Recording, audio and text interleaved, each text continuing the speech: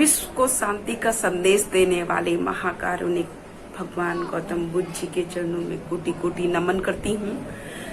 भारत की महिलाओं को सम्मान स्वाभिमान की जिंदगी देने वाले महामानव द ग्रेटेस्ट इंडियन बोधिसत्व बाबा साहब डॉक्टर भीमराव अंबेडकर जी के चरणों में कोटि कोटि नमन करती हूँ। अपने तमाम महापुरुषों के चरणों में कोटि कोटि नमन करते हुए आप सभी को मेरा नमो बुद्धाय, जय भीम।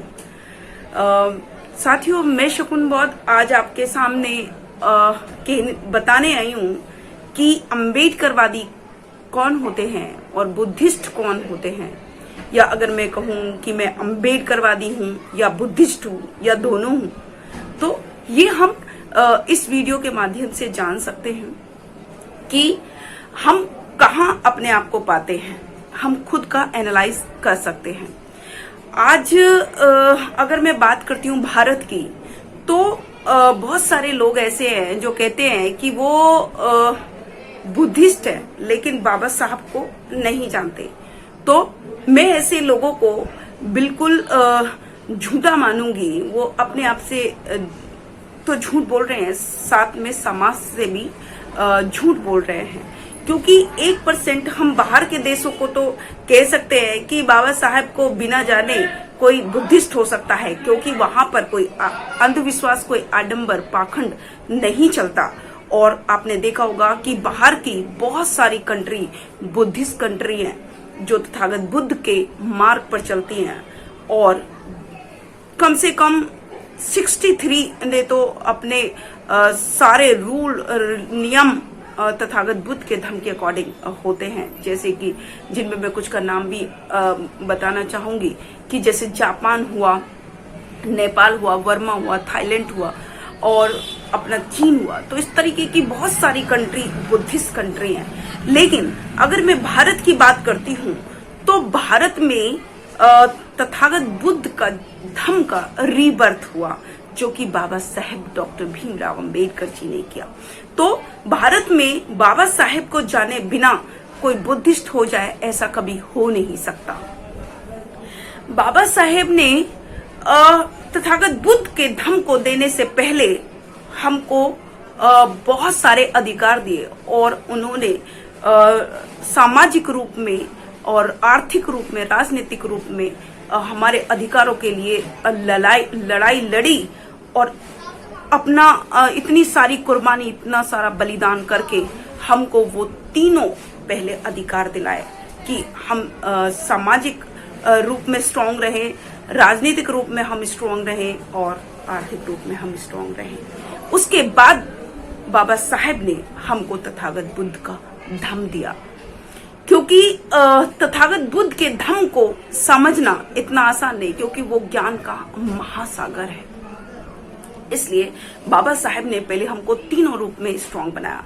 तो आज हम देखेंगे कि हम इन तीनों अधिकारों में, जो तीनों क्षेत्रों में जो हमको अधिकार दिलाए, यानी कि आज तक जितने भी महापुरुष हुए उन्होंने एक एक क्षेत्र में अधिकार दिलाए, लेकिन बाबा साहेब अकेले ऐसे महामानव इस धरती पर हुए जिन्होंने 4 क्षेत्रों में हमको अधिकार दिलाए।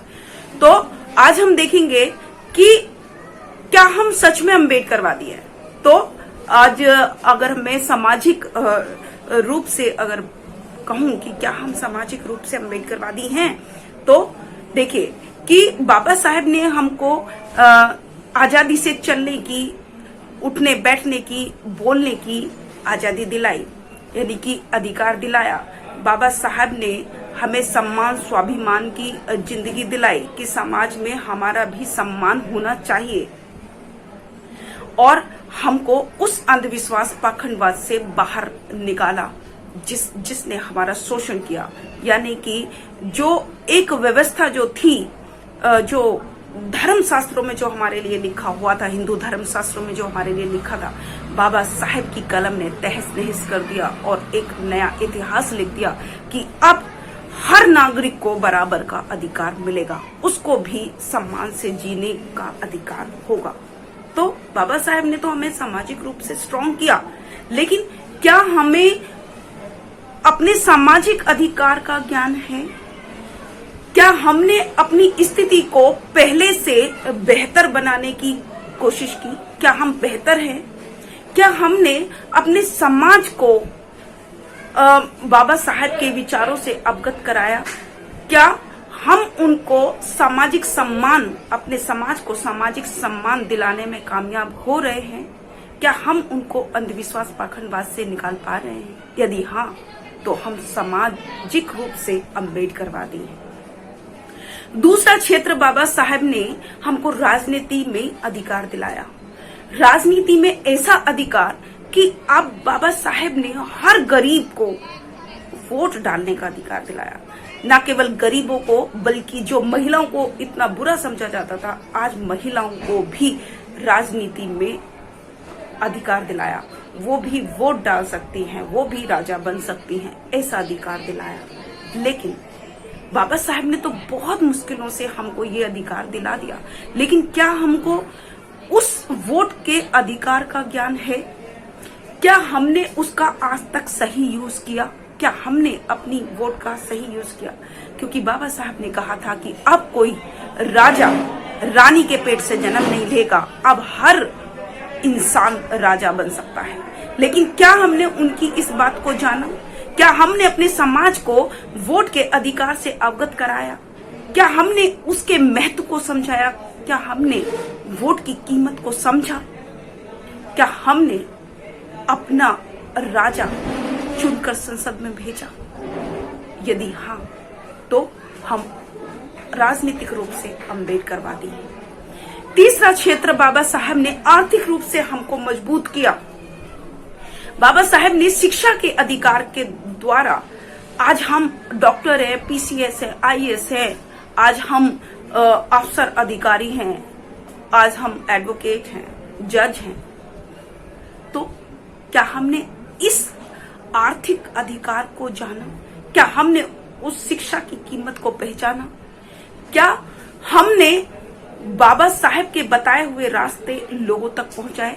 क्या हमने अपने भाई बहनों को, अपने समाज को आगे लाने की कोशिश की? क्या हम अपनी आय में से कुछ % समाज में लगा रहे हैं?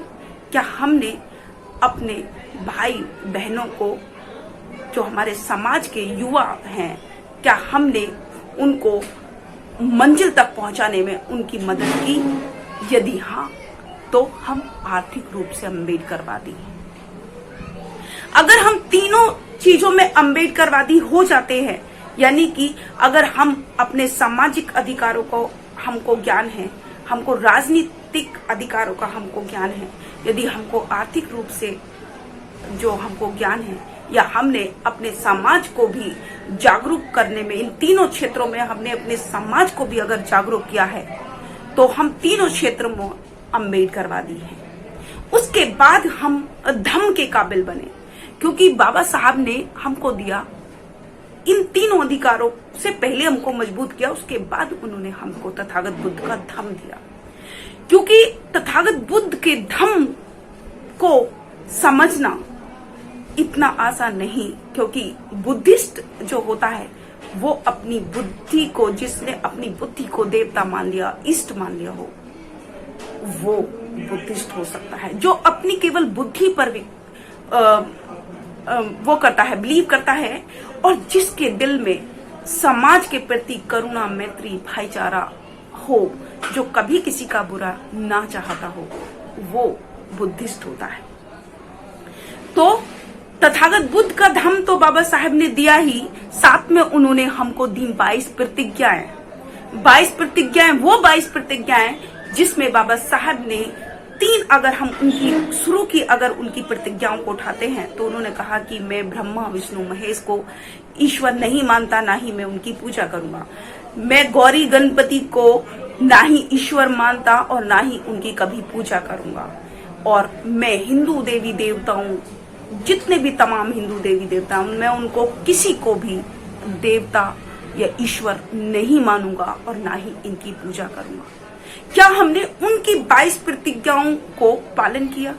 बाबा साहब ने उसमें हमको पंचशील भी दिया, जिसमें लिखा कि मैं हिंसा नहीं करूंगा, मैं चोरी नहीं करूंगा, मैं पराई औरतों को, पराई मर्द को बुरी नजरों से नहीं देखूंगा, मैं किसी से झूठा वादा नहीं करूंगा, किसी से झूठ नहीं बोलूंगा।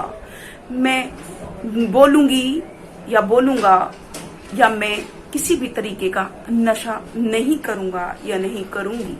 यदि हमने बाबा साहेब की उन 22 प्रतिज्ञाओं का पालन कर लिया, यदि हमने बाबा साहेब के तथागत बुद्ध के पंचशील का पालन कर लिया, उन दोनों के विचारों को अगर हमने मान लिया, तो हम बुद्धिस्ट हैं। तो अगर हम तथागत बुद्ध के धर्म को जानते हैं, हमारे मन में करुणा, मैत्री, भाईचारा, सभी को साथ लेकर चलने की अगर क्षमता होती है या समाज के प्रति पीड़ा होती है, तो हम बुद्धिस्ट हैं। तो मैं अगर अपने आप को पाती हूँ, क्योंकि मैं अपने बारे में जानती हूँ, मुझे नहीं पता कि कोई मेरे बारे में क्या सोचता है, लेकिन मैं अपने आप को जानती हूँ और मैं सिर्फ अपनी बुद्धि पर विश्वास करती हूँ और बाबा साहेब के विचारों पर चलती हूँ, तथागत बुद्ध के धर्म को मानती हूँ। इसलिए मैं अपने आप को सबसे पहले अम्बेडकरवादी मानती हूँ, उसके बाद मैं अपने आप को बुद्धिस्ट मानती हूँ। मैं दोनों हूँ, मैं अम्बेडकरवादी भी हूँ और मैं बुद्धिस्ट भी हूँ, क्योंकि बाबा साहेब ने, मुझे नहीं पता कि किसी पे किया या नहीं किया या कोई मानता है या नहीं मानता, लेकिन मुझ पे बहुत बड़ा एहसान किया है, जो मुझे इस काबिल बना दिया कि मैं आज लोगों को समझा सकती हूँ, मैं बाबा साहेब के विचारों को जन जन तक पहुंचा सकती हूँ, मैं तथागत बुद्ध के विचारों को, उनके धम्म को जन जन तक पहुंचा सकती हूँ। आज मुझ पर बाबा साहेब ने बहुत बड़ा एहसान किया, इसलिए मैं अपने आप को सच्ची अम्बेडकरवादी मानती हूँ। और अगर मैं अम्बेडकरवादी हूँ तो मैं बुद्धिस्ट भी हूँ। तो बाबा साहेब को कोटि कोटि नमन करती हूँ कि बाबा साहेब आप नहीं होते तो शायद मैं यहाँ नहीं होती। तो आपका मुझ पर बहुत बड़ा एहसान है, इसलिए मैं अपने खून का, मैं हमेशा बोलती हूँ कि मैं अगर अपने खून का एक कतरा भी बाबा साहेब के चरणों में न्यौछावर कर दूं, तो भी मैं उनका एहसान कभी नहीं उतार पाऊंगी। उनका एहसान मुझ पर हमेशा रहेगा और मैं अपना आखिरी सांस तक उनके विचारों को जन जन तक पहुंचाऊंगी। ये मैंने खुद से वादा किया है, खुद से मेरा ये प्रण है। इसी के साथ मैं अपनी वाणी को विराम दूंगी। सभी को गर्व से नमो बुद्धाय, जय भीम, जय भारत, जय संविधान। अगर आपने अभी तक हमारा चैनल सब्सक्राइब नहीं किया है तो सब्सक्राइब करें और घंटी का बटन बिल्कुल भी दबाना ना भूलें, ताकि सभी लेटेस्ट खबरें पहुंच सकें आप पे सबसे पहले।